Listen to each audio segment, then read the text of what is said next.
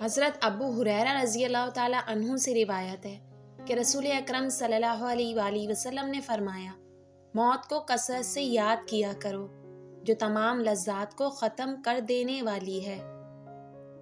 جب انسان دنیا کے مصائب اور پریشانیوں سے تھک ہار کر بیٹھ جاتا ہے تو اللہ پاک کی رحمت پکارتی ہے کہ اے بندے، اللہ کی رحمت سے مایوس نہ ہونا۔ رسول اللہ صلی اللہ علیہ وآلہ وسلم نے ارشاد فرمایا، جس شخص کے ساتھ اللہ پاک بھلائی کا ارادہ کرے اسے دین کی سمجھ عنایت فرما دیتا ہے۔ پیارے نبی صلی اللہ علیہ وآلہ وسلم نے فرمایا، اللہ تعالیٰ اپنے بیت حرام کے حاجیوں پر ہر روز 120 رحمتیں نازل فرماتا ہے۔ ان میں سے 60 طواف کرنے والوں پر، 40 نماز پڑھنے والوں پر اور 20 کعبے کو دیکھنے والوں پر نازل ہوتی ہیں۔ پیارے نبی صلی اللہ علیہ وآلہ وسلم نے فرمایا، دعا ہی عبادت ہے۔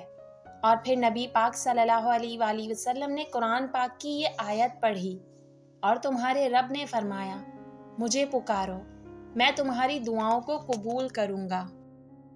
رسول کریم صلی اللہ علیہ وآلہ وسلم نے فرمایا، عورتوں کی سب سے بہترین مسجد ان کے گھر کا آخری اندرونی کمرہ ہے۔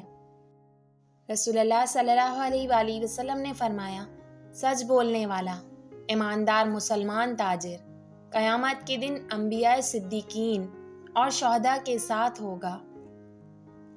رسول اللہ صلی اللہ علیہ وآلہ وسلم نے فرمایا کہ صدقہ کر کے اپنے اور اپنے رب کے درمیان تعلق پیدا کرو، تمہیں رزق دیا جائے گا، تمہاری مدد بھی کی جائے گی اور تمہارے نقصان کی تلافی بھی کی جائے گی۔ رسول اللہ صلی اللہ علیہ وآلہ وسلم نے فرمایا، جوان عبادت گزار کی وجہ سے اللہ تعالیٰ فرشتوں کے سامنے فخر فرماتا ہے۔ رسول اللہ صلی اللہ علیہ وآلہ وسلم نے ارشاد فرمایا، زکوٰۃ کے ساتھ اپنے مالوں کی حفاظت کرو اور صدقے کے ساتھ اپنی بیماریوں کا علاج کرو اور مصائب کی موجوں کا سامنا کرو دعا کے ساتھ۔ پیارے نبی صلی اللہ علیہ وآلہ وسلم نے فرمایا، جس شخص نے دن کا آغاز بھلے کام سے کیا اور دن کی انتہا بھلے کام سے کی، اس کے بارے میں اللہ تعالیٰ فرشتوں سے فرماتے ہیں، اس کے درمیانی حصے کے گناہوں کو مت لکھو۔ نبی کریم صلی اللہ علیہ وآلہ وسلم نے فرمایا، جب مسلمان بندہ صدقہ کرتا ہے تو وہ اس کے ذریعے 70 شیطانوں کے جبڑے توڑ ڈالتا ہے۔ نبی کریم صلی اللہ علیہ وآلہ وسلم نے فرمایا، جتنا بھی کوئی مصیبت زدہ ہو، پریشان ہو، یہ دعا پڑھے گا تو اللہ پاک اس کی ساری پریشانیاں دور کر دے گا۔